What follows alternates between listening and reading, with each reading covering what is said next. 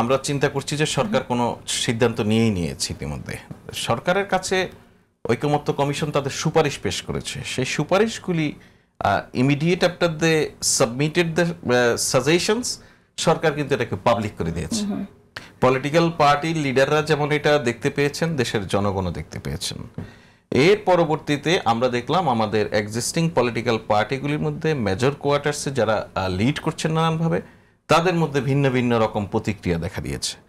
সরকার সেই প্রতিক্রিয়াকে অ্যাড্রেস করার জন্য উদ্যোগ নিয়েছে, একটি বিশেষ বৈঠক করেছে উপদেষ্টা পরিষদ বৈঠকে মনে করেছে যেহেতু এই সরকার এই সকল রাজনৈতিক দলের অভিপ্রায় এবং তাদের মতৈক্যের ভিত্তিতে সৃষ্টি এবং শুরু থেকেই নানান ইস্যুতে সরকারকে রাজনৈতিক দলগুলি খুব সক্রিয়ভাবে সহযোগিতা করে আসছে, এই পয়েন্টেও সরকার রাজনৈতিক দলগুলির কাছ থেকে সহযোগিতা আহ্বান করে।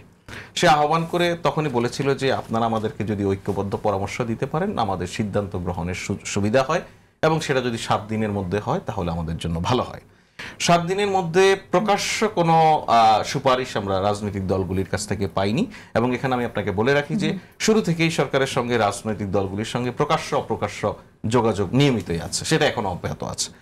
তো এই সমস্ত পলিটিক্যাল পার্টিগুলির কাছ থেকে প্রকাশ্য অপ্রকাশ্য অবস্থায় অন্তত যতটুকু সুপারিশ পাওয়া গেছে বা আলাপ আলোচনা করে যা বোঝা গেছে তার ভিত্তিতেই হয়তো সরকার একটা সিদ্ধান্তের দিকে এগোবে। আগামীকালকে উপদেষ্টা পরিষদের একটি শিডিউল বৈঠক রয়েছে, আমরা ধারণা করি সেই বৈঠকে বিষয়গুলি আলোচনা হবে।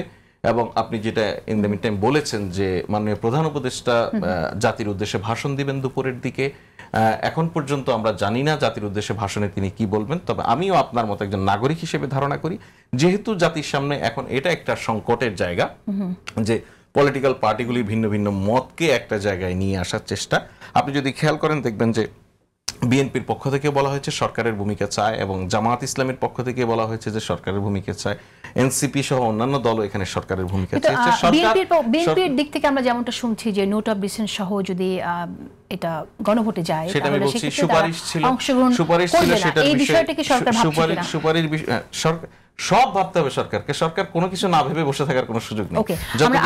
যতগুলি কনসার্ন আছে সবগুলিকে অ্যাড্রেস করেই গণতান্ত্রিক অগ্রযাত্রা যেন সহজ হয় সেজন্য সরকার একটি সিদ্ধান্তে পৌঁছাচ্ছে।